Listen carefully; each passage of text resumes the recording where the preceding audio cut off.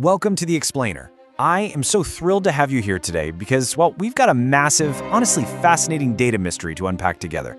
If you follow immigration policy or the tech sector at all, you already know the H-1B visa is literally always a hot topic. But right now, there's this huge contradiction unfolding in the data. It's a real puzzle, and it's got experts completely divided. So today, we're going to cut through all that noise, look at the actual numbers, and figure out exactly what's going on behind the scenes of the US visa system. Okay, let's just dive right in with this number, 273,026. According to the workforce analytics firm Hedge, who analyzed data from U.S. Citizenship and Immigration Services, that is the number of continuing employment petitions approved in just the first 9 months of fiscal year 2026. Keep in mind, there were still 3 months left in the fiscal year when that data was pulled. That number is absolutely staggering, and it brings us right to the heart of what we're looking at today.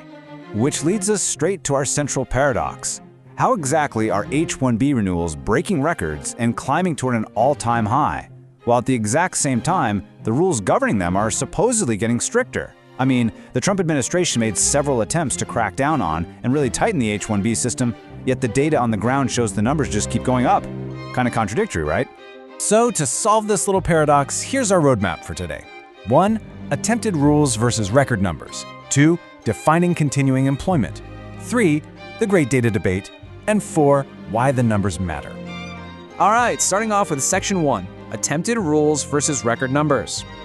The actual mechanics of this attempted tightening are super fascinating. The Trump administration proposed a massive 100,000 fee on a lot of new H-1B applications filed for workers outside the U.S., though a federal judge actually blocked that move back in June.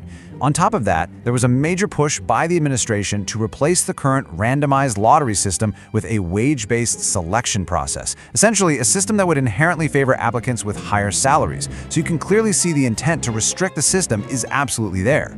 But then, we look at the actual outcomes. In fiscal year 2025, there were 291,542 total approvals for continuing employment. Now look at the first 9 months of fiscal year 2026. We were already at 273,026 approvals. If that trend holds for the remaining 3 months, FY 2026 is projected to easily surpass last year and become the biggest year on record for H-1B renewals. So despite all that regulatory pushback we just talked about, the sheer volume of approvals is literally accelerating. Moving right along to Section 2, defining continuing employment. First things first, let's do a quick refresher on the baseline. The H-1B allows U.S. companies to hire foreign professionals for specialized jobs, usually roles requiring at least a bachelor's degree. We're talking tech, healthcare, engineering, stuff like that. But the absolutely crucial point here is that for new workers entering the system, there's a strict, legally mandated cap of 85,000 visas annually. That 85,000 number is the one you hear tossed around in the media all the time.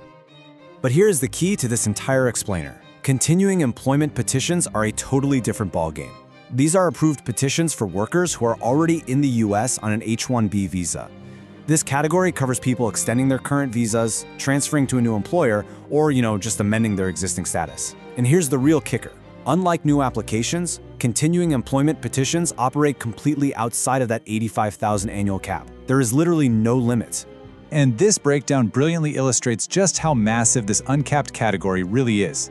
If we look at Pew Research Center data for fiscal year 2024, there were nearly 400,000 total H-1B petitions approved. But a massive 65% of those, over 258,000, were just renewals or extensions for workers who already held H-1B status. So the tail is kind of wagging the dog here, right? The uncapped renewals vastly outnumber the strictly capped new visas. Which brings us to Section 3, the great data debate.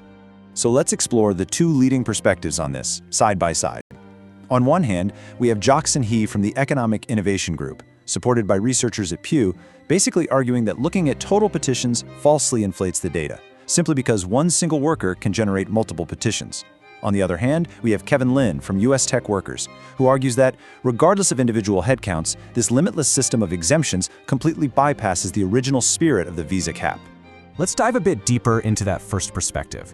Jackson He warns us directly, saying treating each petition as a distinct worker produces overcounting. Sahana Mukherjee, an associate director over at Pew Research Center, totally agrees with this, noting that the data focuses purely on paperwork, not unique human beings. Think about it. If a worker gets a promotion, boom, that's a new petition. If they change jobs, that's another petition. It's not necessarily a brand new person entering the country. And Jiaxin He breaks down the fiscal year 2025 data to really hammer this point home.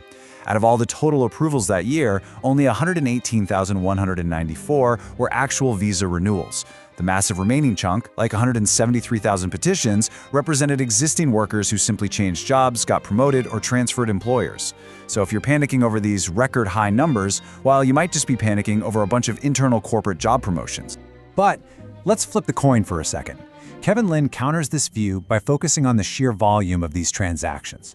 As he points out, the public hears 85,000, but the active stock of H-1B workers is several times that number. He fully acknowledges that these are, continuing employment petition events rather than brand new arrivals, but he argues the distinction really doesn't matter as much as the sheer scale of it all. Lin's core argument is really about the regulatory environment itself. Because extensions, amendments, and transfers operate entirely outside the cap, a massive portion of the H-1B system is essentially limitless. He argues that these exemptions allow workers to maneuver through the labor market in ways that totally undermine the purpose of even having a cap in the first place, which he says creates a really uneven playing field for employers. All right, Section 4, Why the Numbers Matter. Here are the key takeaways to really ground this whole explainer for you. First, the H-1B ecosystem is vastly, and I mean fundamentally larger than that famous 85,000 annual cap everyone always talks about. Second, whenever you see headlines screaming about record-high immigration stats, remember this debate. Petition counts can very easily misrepresent actual human head counts. And finally, with blocked fees and proposed wage lotteries, ongoing legal challenges and policy shifts are going to continue to actively reshape how this entire program operates in the background. I want to leave you all with this final thought to ponder. Given the massive clash between a strict, heavily debated 85,000 cap on one hand and a virtually limitless system of administrative exemptions on the other, what exactly does the future hold for the H-1B system? Will policy eventually catch up to the data, or is the data going to just keep outpacing the policy? Thank you so much for joining me for this explainer. Keep questioning the data, keep looking at the structure behind the headlines, and as always, keep learning.